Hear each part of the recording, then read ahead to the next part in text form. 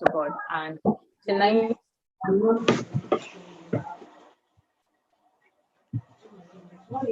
Yeah. Yeah. it was bouncing. Okay, let me go off. Let me go off. I'm off. I'm off. Hey.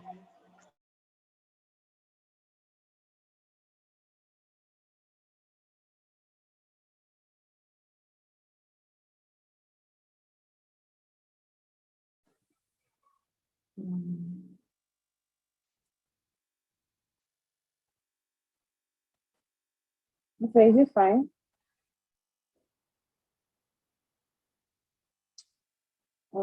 Yeah, and yes, you're back. I can hear you and see you now. Okay, thank you. I think kicked me off. All right. So just a quick one. Let's get to know our guest a bit. This is her. This is her. Okay. Miss Anne Ilaye Daniel Usweke. I don't know if I pronounced that right. Is an operations officer in the oil and gas servicing sector. She has a diploma in pure physics and a bachelor's degree in geophysics, both from Benson Idahosa University. She's the founder of a startup interior design company called Metamorphosis Luxury, which is centered on creating beautiful spaces that help people see and explore their creativity, work safer, and also live more productive lives. Now, with a passion for women, she is intentional about bringing them to the knowledge of their true identities and helping them see themselves beyond the labels that society has placed on them. And to effectively do this, she is the founder of the Endorsed Movement, a platform which examines identity and the issues surrounding it. She also serves as a support coach in Immerse Coaching Company, where she assists women on their journey to becoming the best version of themselves. Her core values are spirituality, excellence, and empathy. She loves learning new things, helping others see themselves for who they truly are. And tonight, I am super sure we are going to learn a lot. Don't forget our topic is finding you. Please be open to learn from Mrs. Ann tonight, and can we give her a round of applause as she takes over? Thank you so much, ma'am. We're really glad and blessed, honored to have you on tonight. So the floor is yours, ma'am. Hello, guys. Hi. Good evening. Hi, Melody. Good evening, everyone. Hi. Nice to meet you. Nice to be here. Thank you for having me. Thank you so much. Yeah, so I'm so excited about being here today, and I'm really so happy about the work that you guys are doing with this conference and the whole Process Woman movement, because it's so important for us to realize that as women, there's so much more that we can be. There's so much more that God has called us to be. And we need to begin to take intentional steps to growing into that person and becoming more of that person. So yes, without further ado, we're going to be jumping into our session tonight. And people who know me know that I'm very passionate about identity and the topic of identity, because I feel so strongly and I know so strongly that in order to truly achieve all that God wants you to achieve on earth, in order for you to do anything you set your mind to do, you need to understand first who you are. You need to understand what your potentials are. You need to understand where you have been, where you currently are, and where you are going. That's important. Because for me, identity is so much more than just what we can see presently. Identity goes beyond that. It is more on who we have been, who we currently are, and who we have potential to be in the future. So identity is the sum total of the past, the present, and the future of our being and our expressions. That's what it is to me. And so we're going to be, sorry, please, I think people, if you come on, please try and mute so you don't interfere with somebody's sound is interfering. Yeah. Okay.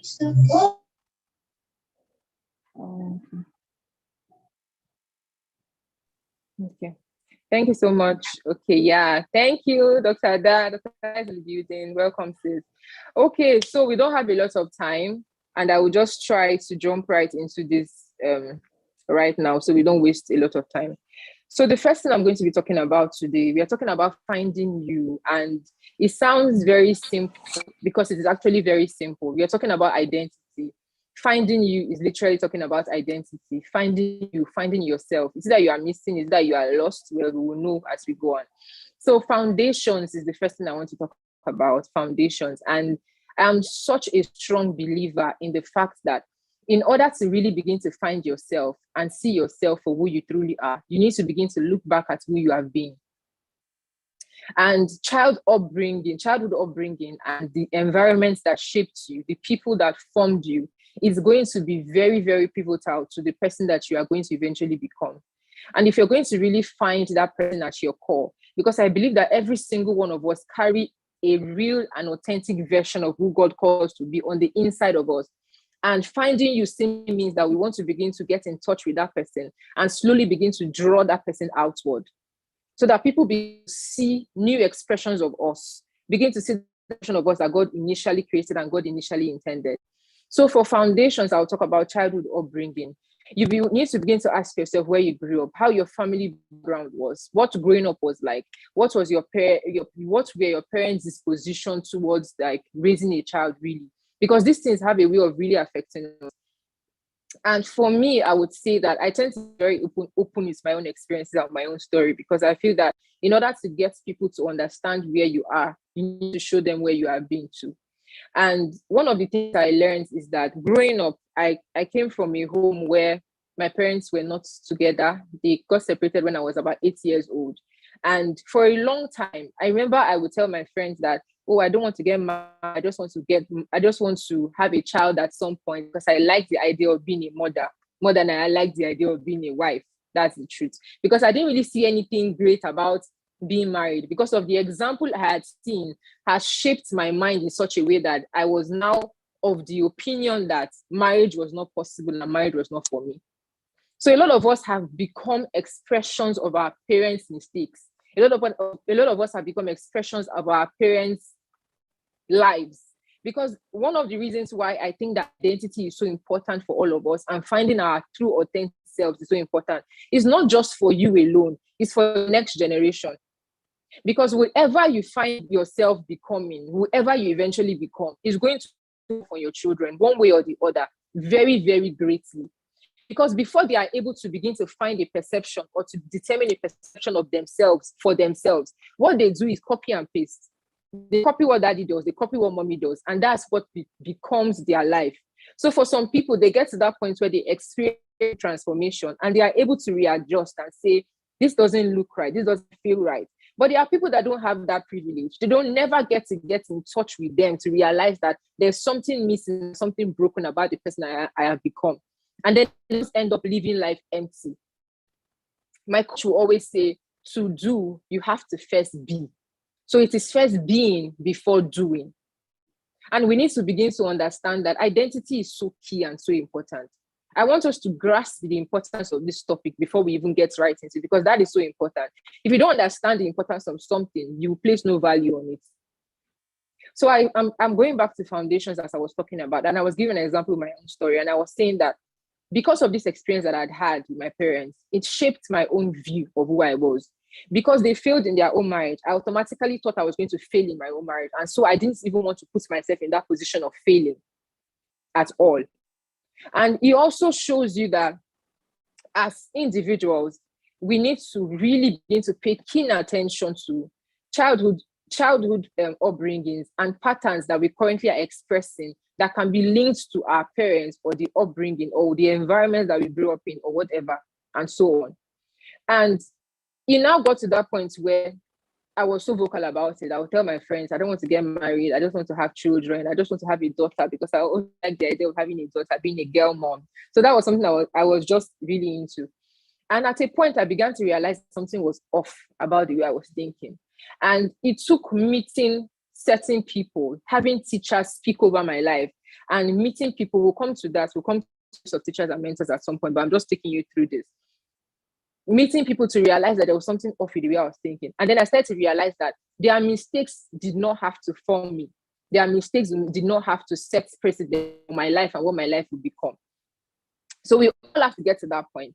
And I'm going to talk about something I call voices. The voices that speak to your identity, because it is so key.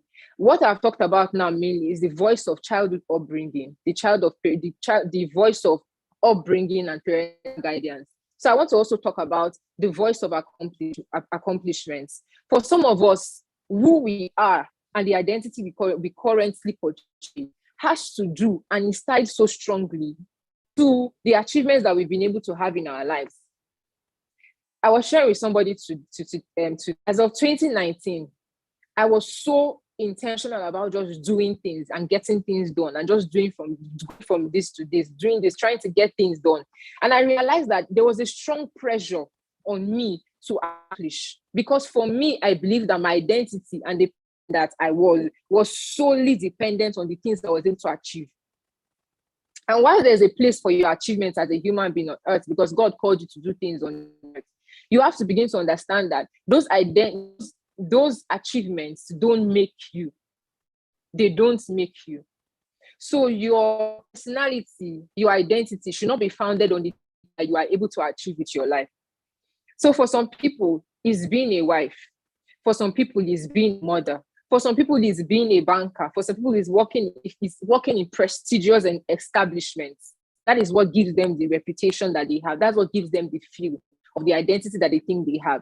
But we need to begin to understand that our identity and who we are will goes beyond accomplishments. My pastor will always ask, and he will say, if you had all your titles stripped off of you, who would you be? That's something we need to ask ourselves. And one thing about identity and finding yourself and finding the authentic version of you is that you need to ask yourself hard questions. You need to be able to, at every point in your life, put yourself in situations where you have to ask yourself difficult questions. So there was a time when I finished school and I came out of school, and then it was time for me to start looking for a job. I started looking for a job, and for a couple of months I was in the house, and I felt so ordinary and so empty. And I'm like, there's nothing I'm doing in my life.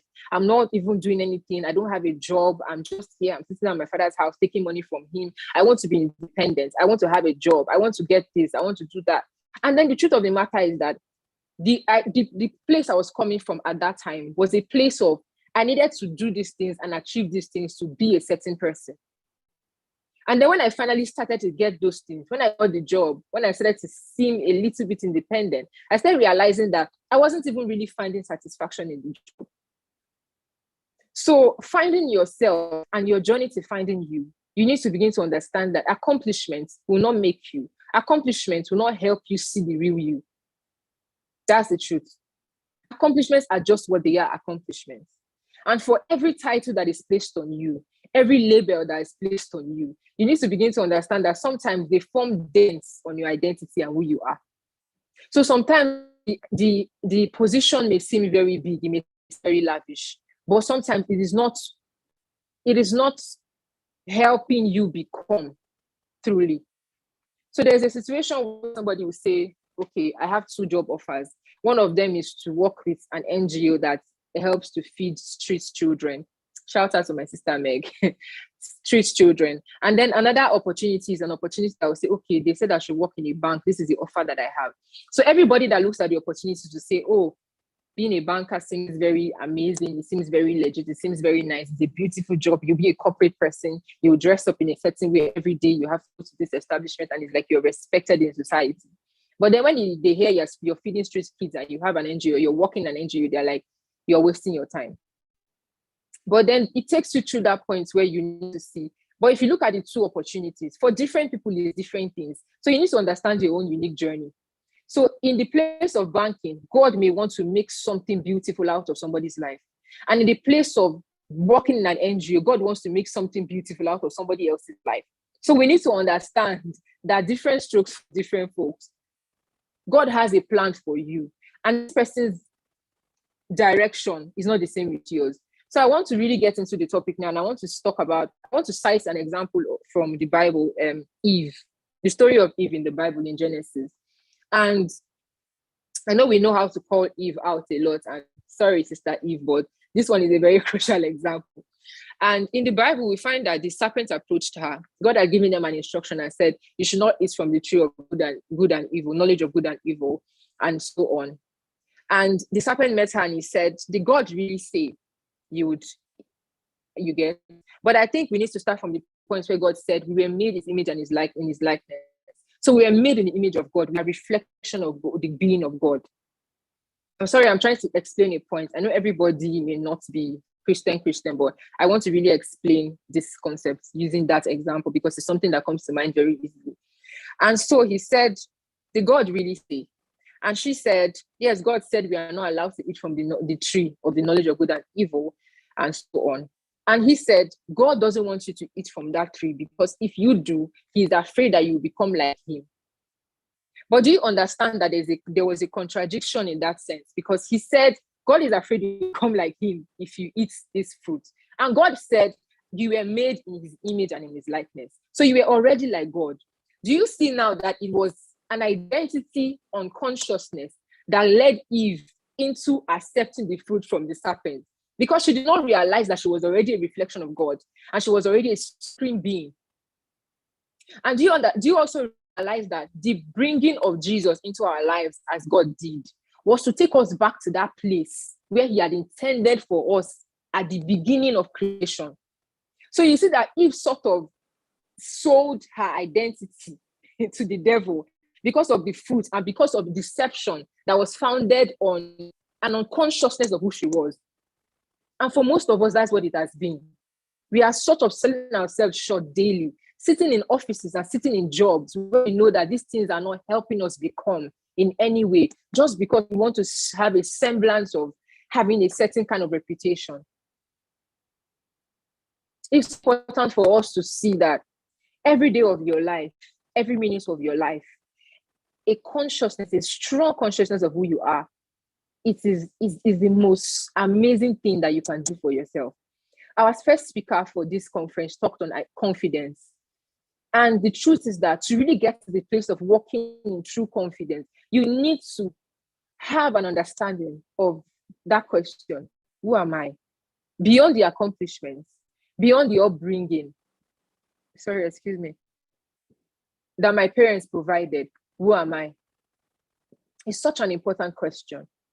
So important. And so I don't want us to get to that point where we are dealing with it based on just spirituality alone. And so I'm going to just adopt this model that my coach came up with. It's called the Press Me model. The difference between Press Me in actual English spelling and this particular one is that this one has an extra R. So as opposed to PRESS, this one is PRRESS. So it's not my creation, it's not my model. The model was created by Debola Deji Kuromi. She's the founder of this model. She's the one that created it. And it's an acronym. The first P is personality. The first arrow is roots. The second arrow is relationships. The first E is energy. PRRE. Now we are on to S. The first S is strength. The second S is spirituality. Then M is mindset. And the last E is experiences.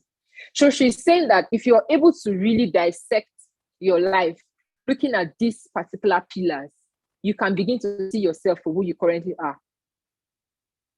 So we talk about personality. Personality is how you show up in the world. So that's when we go into types of personality types. We go into like sanguine, melancholic, and all that.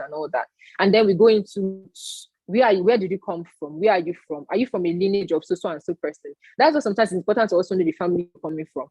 See the way people act, see the way people behave, and the way they do certain things. It can be pointers to what you are currently exhibiting. And then the next one we talk about is relationships. How do you show up in your relationships? Then for E, energy, the kind of energy you give off, the kind of energy you have. What happens, like everybody have different bursts of energy at certain times in the day. Some people are more energetic in the morning, some are more energetic in the afternoon, evenings, and so on. And then we go into spirituality and strengths. What are your strengths? Your strengths can also be a pointer to who you are and what your identity currently is at this point. So that identity from a plain standpoint, a general standpoint, this acronym and these pillars can help you begin to see yourself.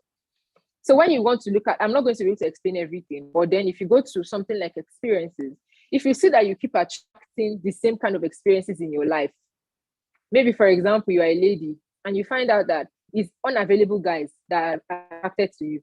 So at every point in your life, you find out that you're in relationships and the men are not present. You date Mr. A, he acts in a certain way, he's hardly present in the relationship, he's always MIA, he doesn't have your time. You leave that relationship, go to the next relationship, and then it's the same thing all over again. He's never present, he's never there, he never calls, and so on. And you go to the third person, and it's the same thing, the cycle continues. My one of my mentors will say that when you constantly have a certain kind of experience in your life that is static, you see that these experiences currently repeat themselves. You need to ask yourself, in these experiences, the people have changed. You see that there are different men that have exhibited this character. But there's one thing that has remained constant in all these relationships. Guess what that constant is? You. In every experience you have had, experiences have been similar, but they are not the same in themselves because they were sort of orchestrated by different people. In the midst of all that, it's just been you. You have been the constant. So you need to ask, what can I begin to change about myself?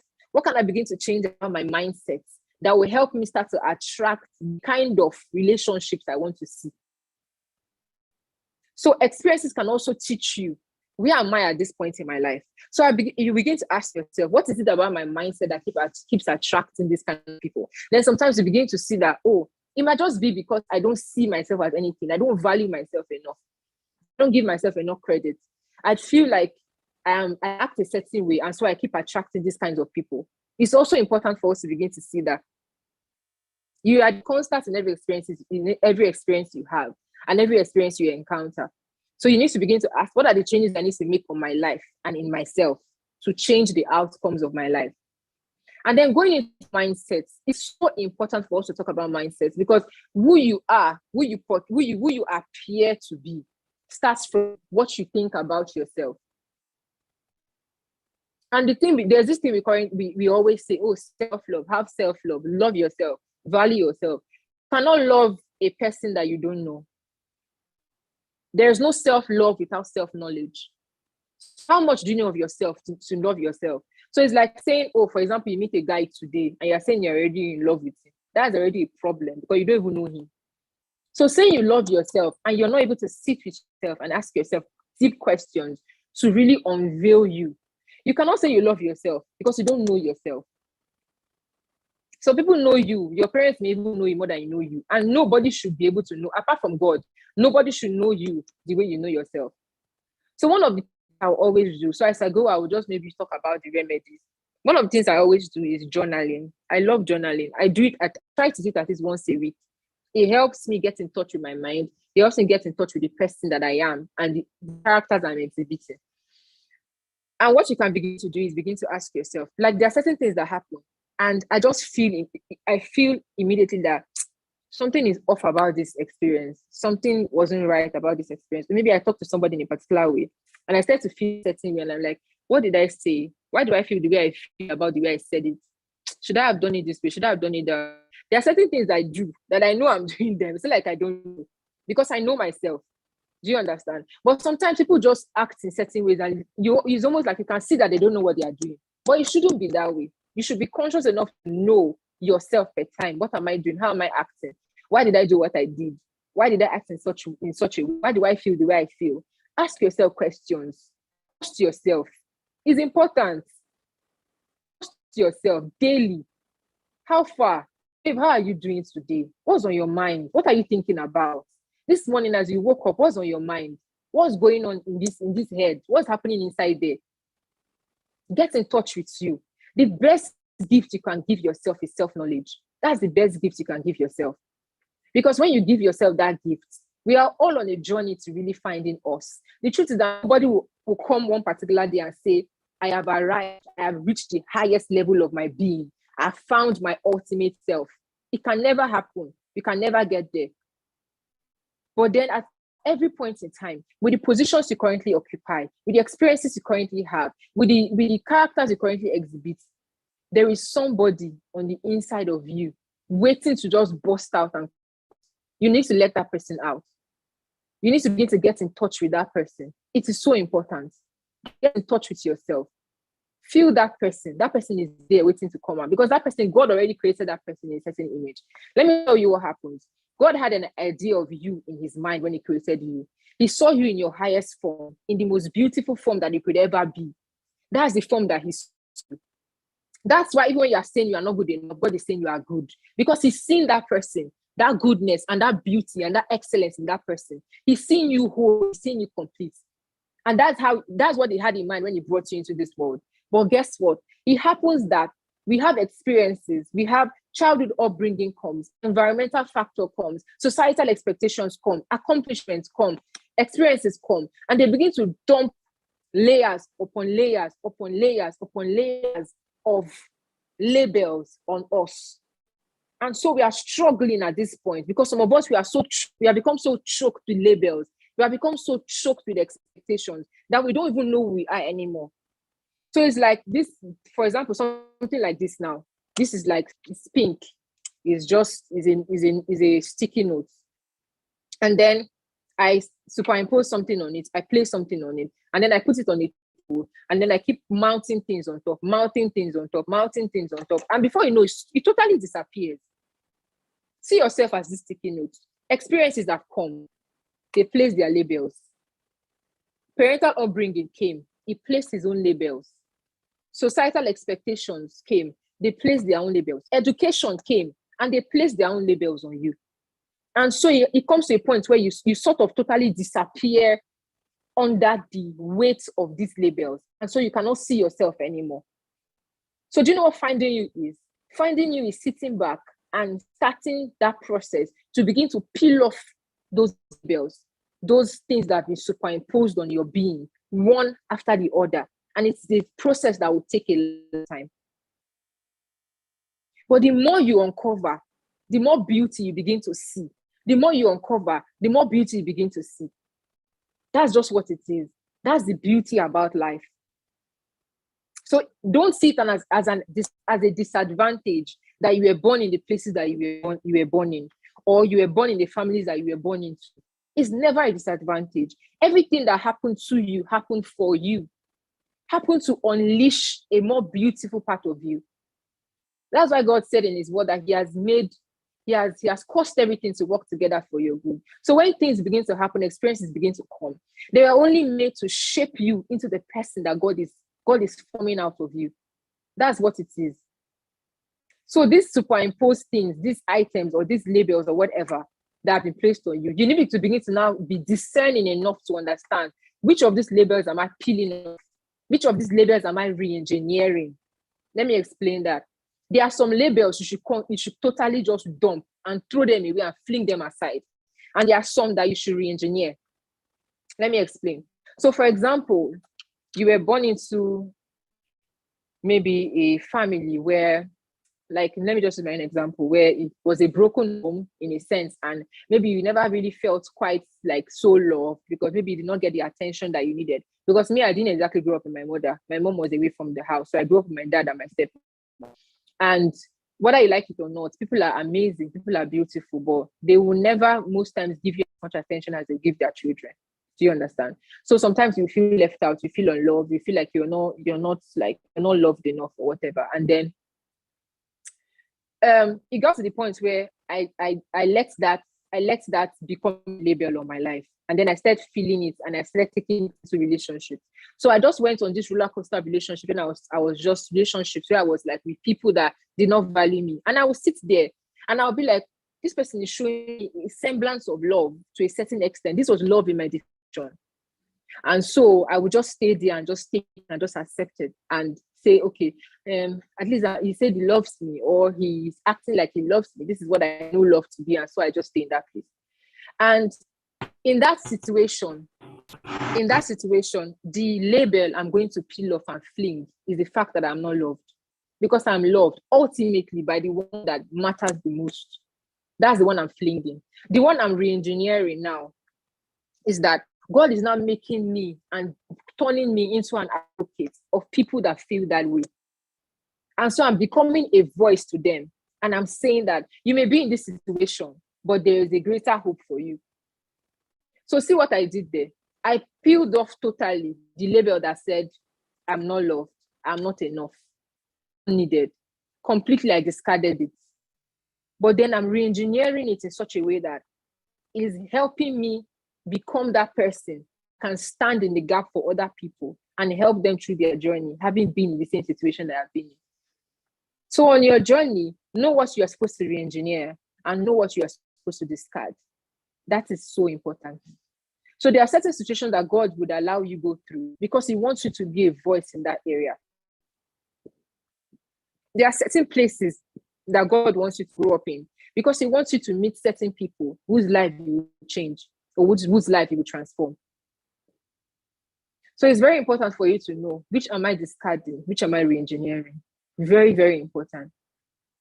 And so we leave the area of voices, and then I want to also begin to talk about what is the process like coming out of the place of really beginning to find yourself, really beginning to see yourself for who you really are, beginning to own your identity and be conscious of your identity. I'm not trying to be so spiritual because this is not like a Bible session or like a church program, but then I would say the first place of contact for me is always God.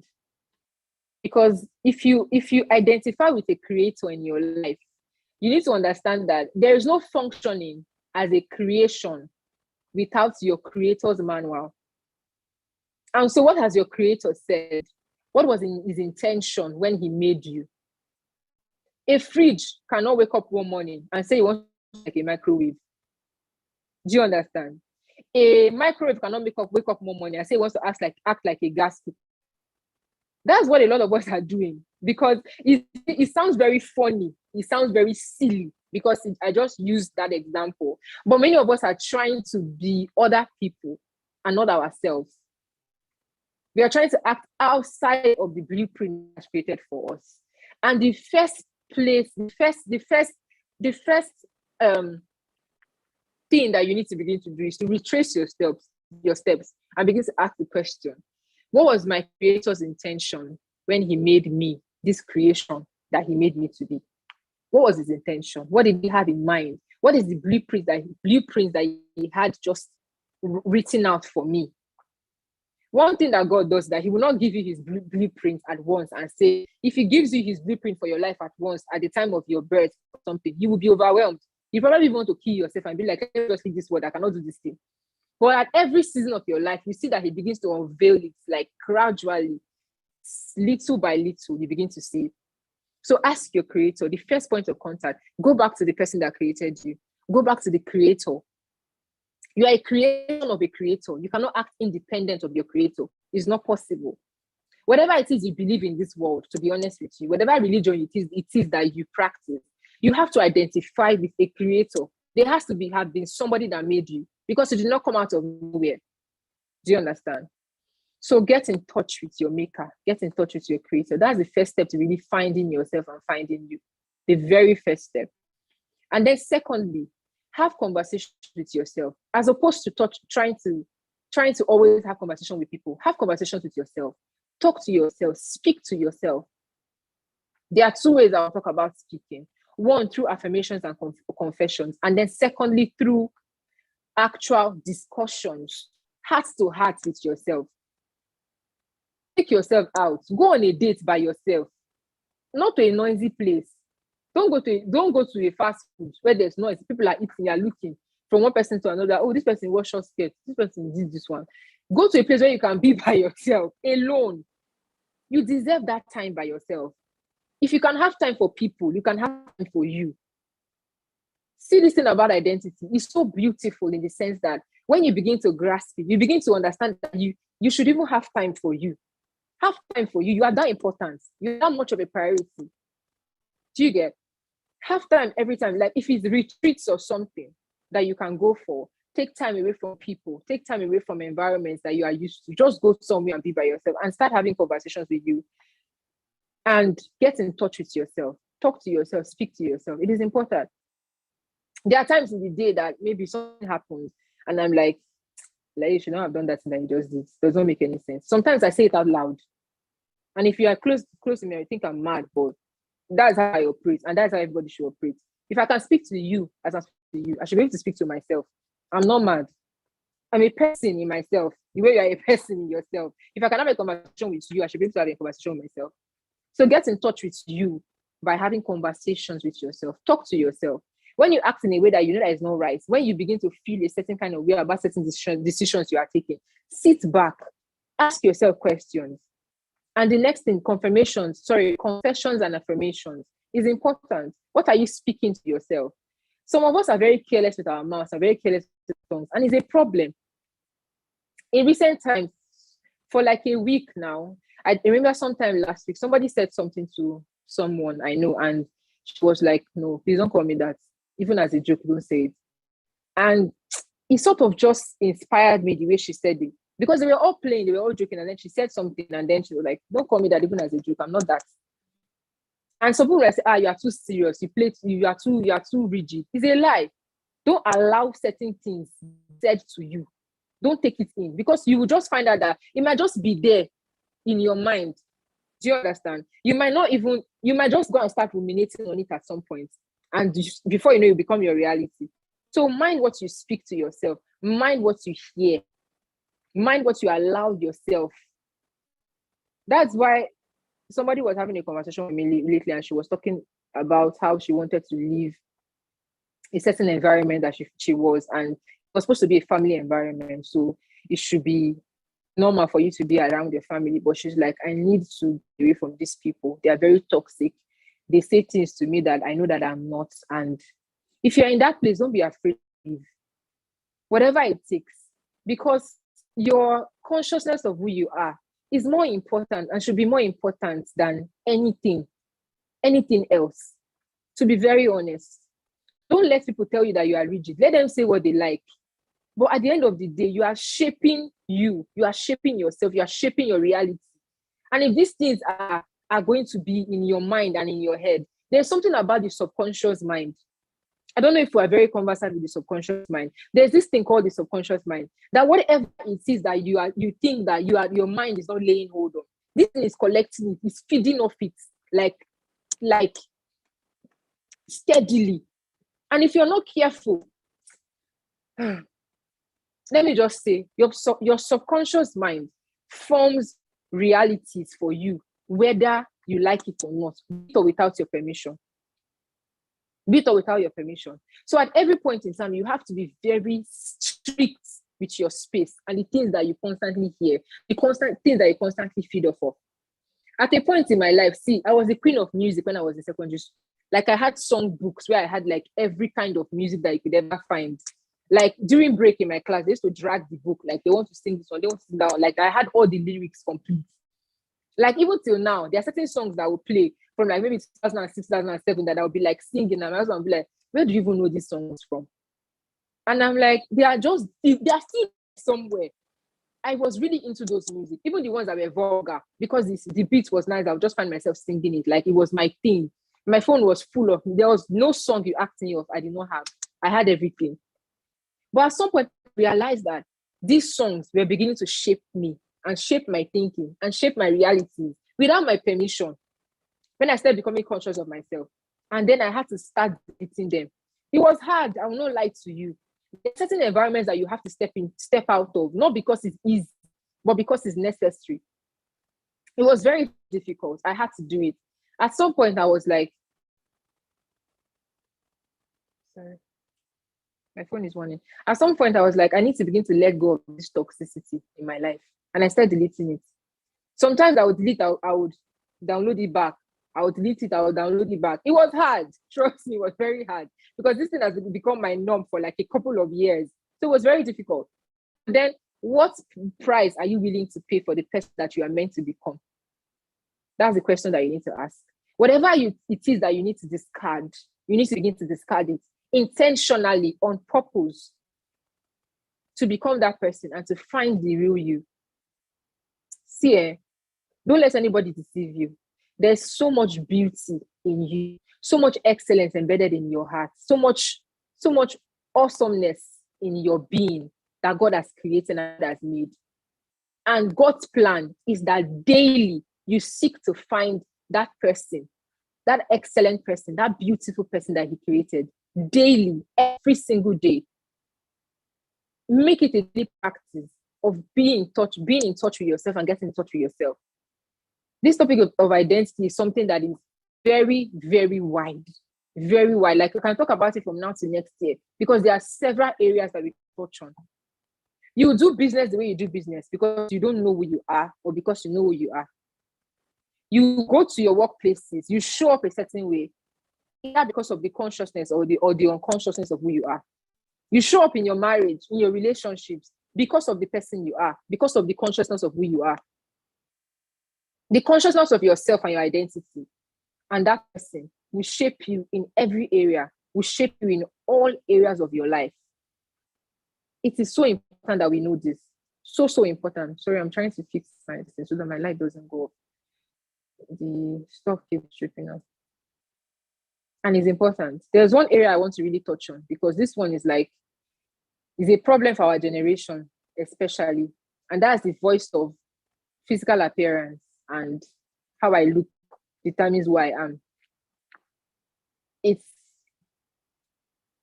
a problem, especially now that there's Instagram, social media everywhere.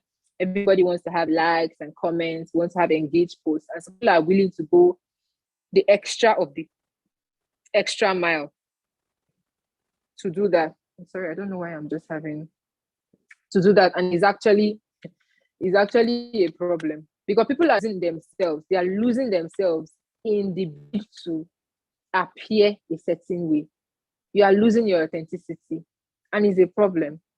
And I know that people still see Bible and scriptures as cliche, and that's the first problem. That one is a story for another day. But the Bible said that in when Jesse went to anoint a king, is it Jesse? See, Jesse was the father of Jesse was the father. Jesse was the father of sorry. Jesse was the father of David. I've got to talk rubbish. Anyway, when the prophet Samuel went to anoint a king in the house of Jesse, and he looked at one of his sons and he said, oh, this guy has a nice build. He looks very handsome. I'm sure in this recent time, we'll be like, he has this spark. The guy looks like who can carry, when he sits on the throne like this, he'll be looking very regal in his robe. David looked like somebody that was lost inside the robe. Do you understand? So he was like, even the prophet, a whole prophet, saying, look at him now. His build, he's this. A whole prophet with all his spirituality. Do you understand? And the Bible said that man looks at the outside appearance, but the Lord looks at the heart. And the heart, in my own definition, is the core of your being, is the core of who you are. Sometimes I say that's why it can be found in your midsection, somewhere around the mid, because it's at the core of your being. So God was referring to the person on the inside when he said the heart of a man. That's what God is interested in. Who are you inside here? There are people I see so beautiful, so handsome, but when they open their mouth, ugliness pours out. It's the truth. Ugliness pours out. And that's not the kind of person that God wants us to be. Physical appearance is amazing. Like, do what you want to do. Like, exfoliate once a week. I mean, look at our host's skin. It's the glow for me. Like, really. It's the glow. But then, and the good thing about it is that she has an inside to match. I can already tell. Beautiful on the inside as well as the outside. That's God's plan for everybody. Let it be that you have an inside to match your outside. Don't be just beautiful on the outside and look amazing, and then you don't have an inside to match. So God is more interested in who you are on the inside of you than he is in whatever it is you're wearing. Look good, and that's amazing, but then also concentrate on the person on the inside, because that's in actual sense, the person that you are. If your body was your person, this is the person that would have gone to heaven on rapture or in the last day. But this is not what is going to heaven. This is not what is going to be transfigured. This is not what is going to go up there. It's the person on the inside, your spirit being. So work on the person on the inside. That is where God's focus, God's attention is geared towards. So yes, I think I've touched on most of what I wanted to touch on today, and I will just leave you with this thought. First of all, the question I asked earlier: if you're stripped of all your accomplishments and everything you hold on to so dearly, who would you be? who would you say you are? And I want you to begin to take a conscious effort to really get to know yourself. And the truth is that to begin to refine yourself to the person that you want to be, you have to know the person you are right now. And so one of the things I would recommend is personality tests. Go online and type personality tests. You'll see free personality tests that you can take. There are questions you will answer. And then when they bring out the results, you will see why you answer the questions in such a way and why you saw this thing in such a way. It can bring out expressions of you that you'd not even realize. One of the ones I would recommend is 16personalities.com. You can check it on Google. Take the test. They'll send you your results. There is also the one from I can't remember his name right now. I can't remember his name. It's the DISC assessment, DISC assessment. Just type it on Google. His name will come out. I can't remember his name right now, but if I do, I will let you know. That's also an assessment you can take. Assessments are very important. Take assessments, take personality assessments, and do it often, because as you evolve, you want to keep knowing like the ones that are left behind and the ones that have left you. So assessments are very important. Also, yes, sure. Yes, and then also try it as much as possible. Get in touch with yourself. Have conversations with yourself. Journal a lot. Write. Put pen on paper. You can use your phone to type. But every day you wake up, apart from talking to God, journal. Talk to yourself. How am I feeling today? What am I feeling? Why do I feel this way? Why do I feel that way? Why did I say what I said? Why did I do what I did? Ask questions. Ask yourself questions. It's such a beautiful experience to have when you're in that place. There are times when I'm so overwhelmed by a particular thing, and they are beginning to ask questions. Why is this overwhelming me so much? Why am I feeling this way? Oh, because I'm afraid of this. Because I'm afraid of this. Because she said this or he said that. And then you can just pinpoint what the issue is, and you just feel relief all of a sudden. So it even helps you solve problems too. You can ask yourself questions. It's very important, yeah. So and then, last but not the least, do not underestimate the place of coaches and mentors in your life. It's very important. Ask God this question: who are my teachers in this season? Who are my teachers? Who are the people you are calling me to learn from? Or who are the people that you have called for my sake? There are voices that God wants you to listen to per time, and most of them will help you see the person that is inside, that is trying to come out. They will help you. So it's so important that we do that. Yeah. So that will be all for this evening. Thank you so much.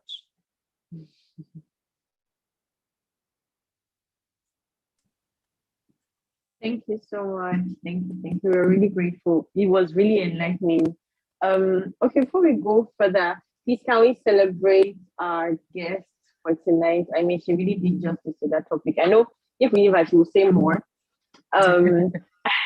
Yeah, we're really grateful. So grateful. But before everyone goes, I don't know if anyone has a question to ask. You have a question, let's see in the chat box. So she gets to answer your questions. Does anybody have any question? Just signify so we can take your question before we wrap up for tonight. Anybody with questions? Do you have a question? You can probably unmute your mic or you can just type in. Anybody with a question? No? Okay. I have a question. All right, Michelle. Hi. Good evening. Go ahead, please. Good evening. Okay. My questions goes into we've talked on discovering our identity. Now I wanted to ask, is there any like counter idea on discovering purpose and knowing your identity? It's like, is it conflicting or is it the same thing as finding yourself? No, I don't know if you get my question. Yes, I do. I think I Is get your discovering question. okay? Yeah, is discovering purpose the same as finding you now in the street? Okay.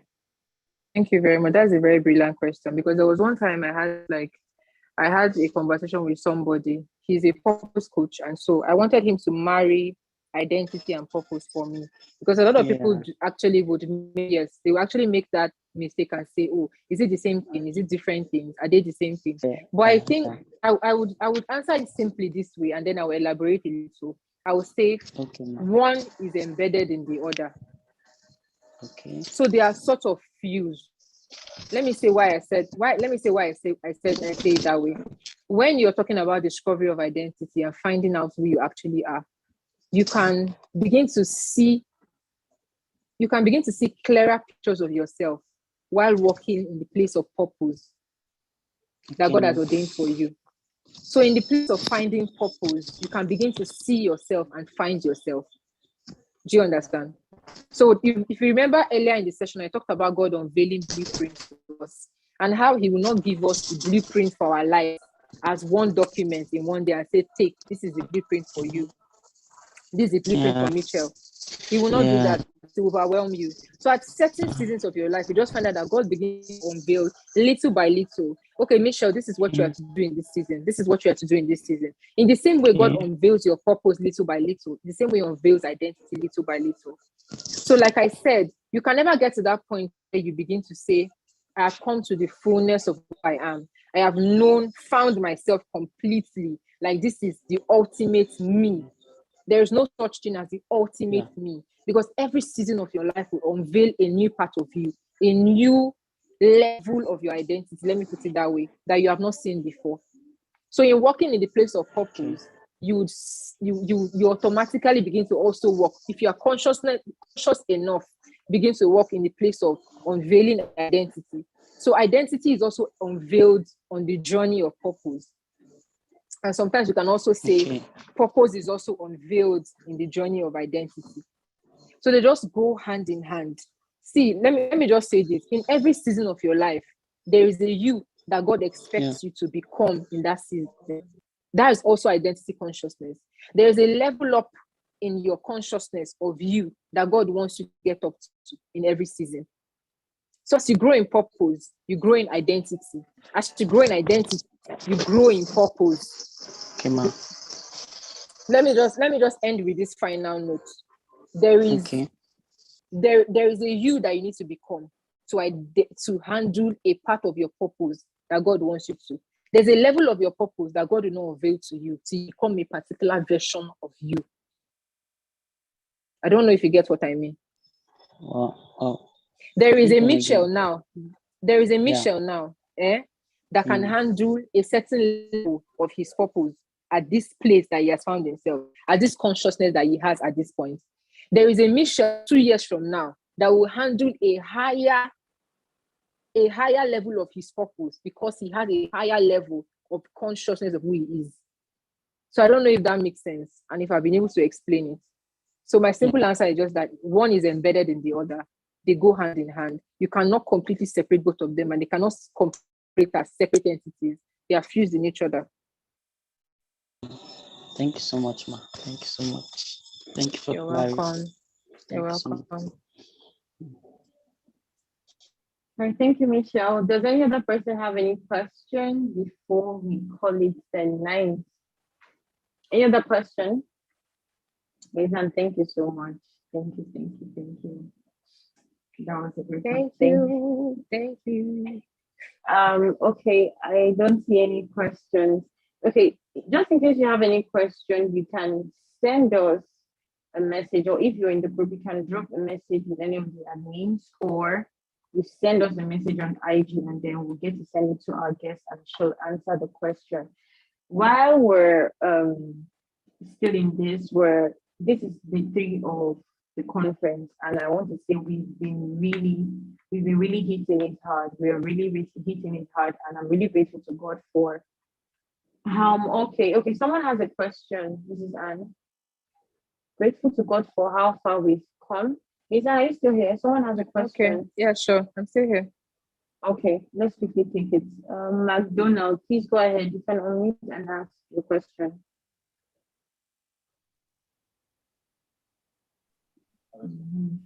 Okay. Hello. Hi.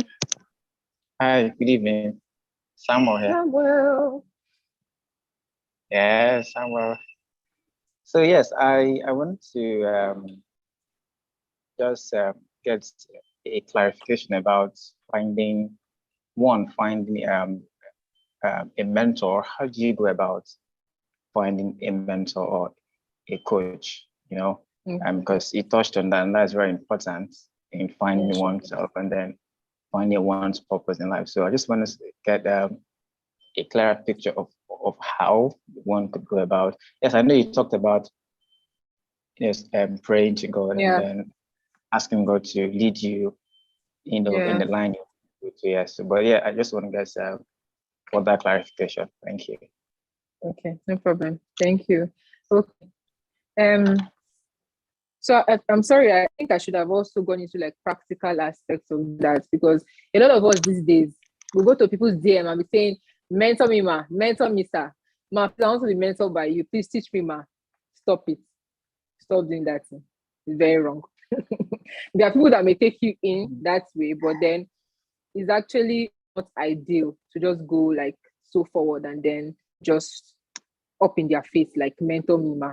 Because at the end of the day, one thing one of my mentors will always say is that you need to be able to exchange value for value. If there's something that you want from somebody, you have to be willing to also give value to the person on a certain level. So, and then I also want us to be human beings that genuinely care for others and care for other people's visions. Because if you're not somebody that is that way, when I say something like value for value, now people might just take it like, oh, let me see, what does this person need? Let me just go and give that person this thing without genuinely caring, because there has to still be a place of genuine love and genuine care for people's visions. Okay, I'll give you a very practical example. As at 2017, I did not really have a mentor or a coach or anything of that sort. I didn't really have anybody I was following closely. There are people I was listening to their messages and maybe reading their books, and it just ended there. And I didn't really feel I needed like a mentor or a coach in certain areas as much. In 2018, I met someone, one of my mentors, Bestiati, and that was like the first transformation that I received, basically.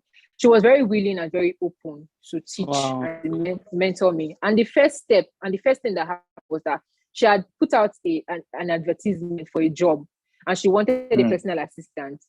At that time, I really needed an extra source of income because I was serving at that time. But then at the other hand, I also wanted to grow in certain things. I wanted to grow my skills as well. So I went and I applied and I said, okay, I would like, she invited me for an interview. And we were about 7 that showed up for that interview. And she ended up saying, you know what, because of your commitment to your growth and your commitment to this job, I want to take you in and begin to mentor you people. So she started seeing us every week on Mondays. And that's how her mentoring sessions with us started. And that was my first experience. And then it went on to, in 2019, I came across a course and I really wanted to be on that platform. I actually applied. It was a free course. I applied, I took the course. It was amazing. We saw a lot of what I wanted to become in this person, the anchor course. And I said, you know what, I really want to be mentored or coached by this lady. I really wanted. And at that time, I didn't even know what I was doing, honestly speaking. And then that's why I said there's still a part of saying, God, what are my teachers? Because He will just start to lead your steps. Yeah. But when God traces your steps or leads you to those people, you need to be willing to also ask for the wisdom on how to approach them and how to also sell your market to get something. So it's important. And then, okay, at that time, she now started advertising a paid version, which was a higher level of the course that she had given for free. And I said, you know what? I want to learn, but I also want to find ways to get into this woman's circle. Did you get? Because I wanted something. And one of the issues that our generation has is they are not willing to pay the price for the mentorship and the coaching that they want. You have to also be willing to sacrifice something. That's the truth. Because whatever you don't pay for, sometimes you don't place value on. So at that point, I didn't ever have been paid for that course, to be very honest. I went to meet my dad and then I offered him a service. It was very funny. And I said, oh, Dad, let me do this. So you pay me and then I will do this for you. And because it's very supportive anyway, it can be anybody in your life because it's very supportive. Okay, no problem. Come and do the job. I'll give you the money to pay for the course. And he did. And from paying for that course, I took that course. The first cycle of the course lasted for 3 months. And then I took it again for the second cycle for another 3 months. At that time, I'd grown my skill to a particular level of what I was exposed to. And then what did I do next? I applied to become a volunteer in her community. in her company. That's what I did. Without payment, I volunteered my service. I worked for 3 months for them for free, using my data, using my internet, talking to delegates, talking to their members, having people call me late at night because it's a coaching company. So you have to be willing to respond to people at any time of the day. Sacrificing hours in the week of my time, even while having a job, because I knew what I was looking for. I knew I know the picture I have for my life, and this woman portrayed that picture so vividly. And I said, I want part of this. And that cycle, I emerged as the best coach in my pathway. And guess what? The prize I won for being the best coach for that cycle was I got a free pass into her personal mastermind, her mastermind group. Her mastermind group at that point was worth 50K. Now is what about 100? That's what I'm currently enjoying. The inner circle of the mastermind that is like away from the general group. Okay. It has taken a process. I've not met her face to face. Okay, I met her face to face once. That was in February. I met her once. That was the first time I was meeting her ever. Do you get? But I've been mentored by her. I'm in her mastermind now, and I'm having like close proximity because she has sessions with us on Zoom, coaching calls and all that.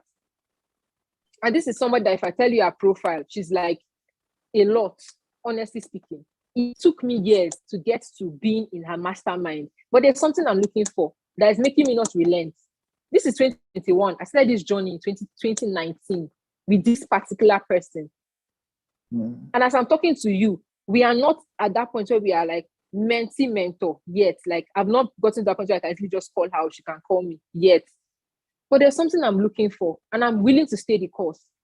So at the end of the day, why you pray for God to show you your teachers? Why you say God expose me to the people to be exposed to in this season? You have to also ask for the knowledge. How do I go about it? And then apart from that, you have to be willing to give value for what you want to receive. And also genuinely care about people's vision. If I didn't care about her vision, they would have not made me best coach for last cycle because I was really in the job I was doing because what she does resonates deeply with me.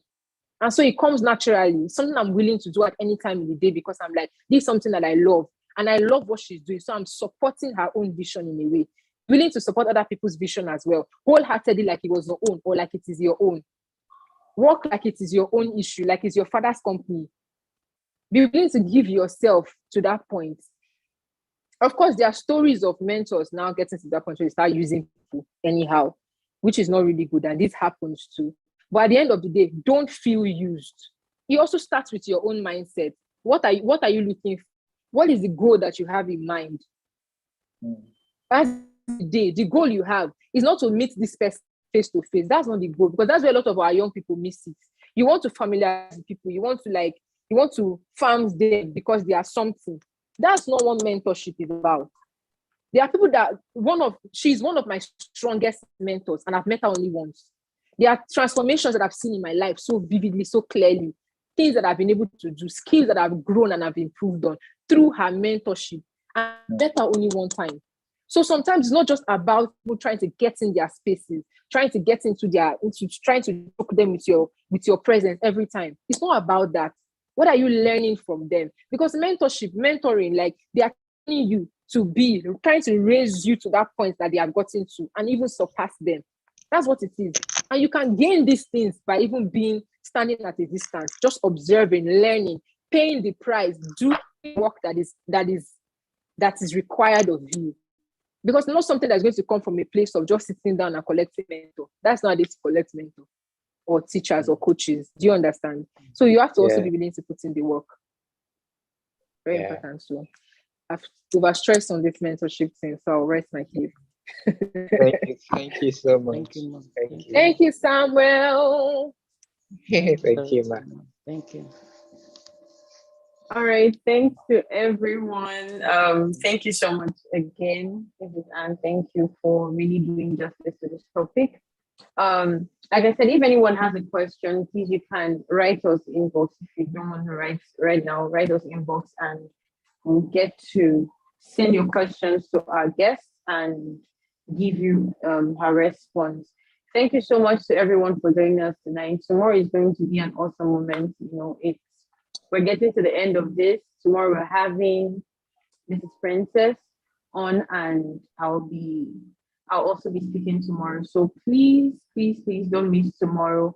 Tell your friends, tell your neighbors, tell your enemies if you have. Hooray!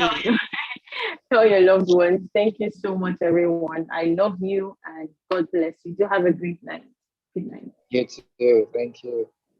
Bye. Good night, everyone. Bye. Bye. Bye. Bye. Thank you so much. Thank you. Thanks to everyone. Thank you. Good night.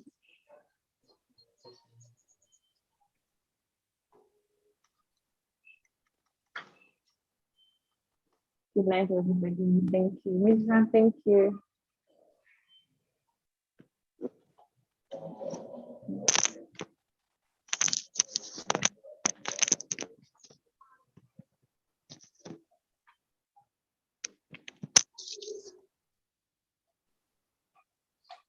Mommy Wonder. Yeah, hi dear. Thank you so much for organizing this kind. I like words to express. Thank you so much. Thank God you. bless you. God Thank bless you. you. Thank you. Yeah.